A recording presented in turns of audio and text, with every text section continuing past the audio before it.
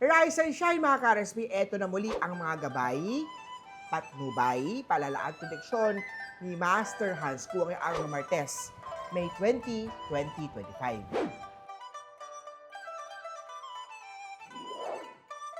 Simulan natin sa mga pinanganak ng Year of the Rat. Maghanap ng sideline na maaaring makatulong sa finances. Pink at 3. Sa mga pinanganak naman tayo ng Year of Talks. Ngayong buwan ng mga ina, maging mas mapagbigay at maunawain sa pamilya. Suot ng something color blue, ito ang lucky color mo. Number 9 naman ang lucky number mo.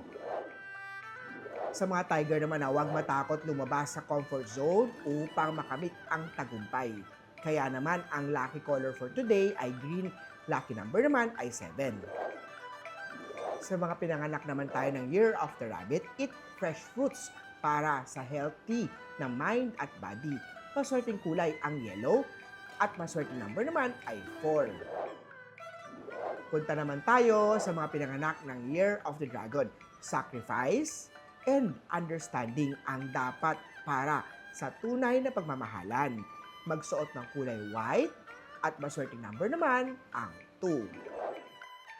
Snake naman tayo para mapanatili ang good digestion. Mga pinanganak ng Year of the Snake, kumain ng pagkain rich in fiber. Purple at 6. Ito naman kay Year of the Horse. Gamitin ang creative energy to make new project. 1 at orange.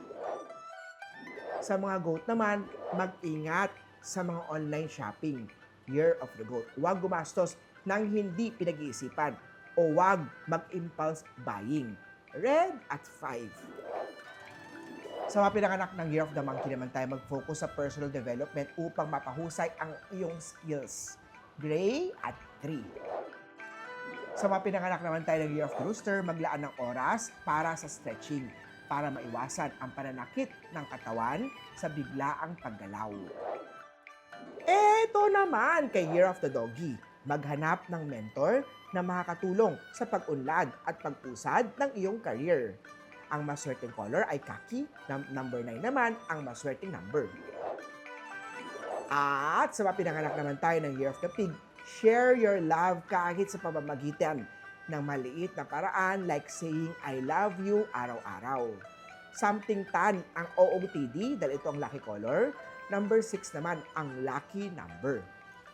Muli po, ito po yung mapatnubay, palalaat, prediksyon lamang ni Master Hans Kua. Nasa inyong mga kamay nakasalalay ang inyong tagumpay. Kaya always be positive at i-claim ang mga swerte, mga ka-RSP.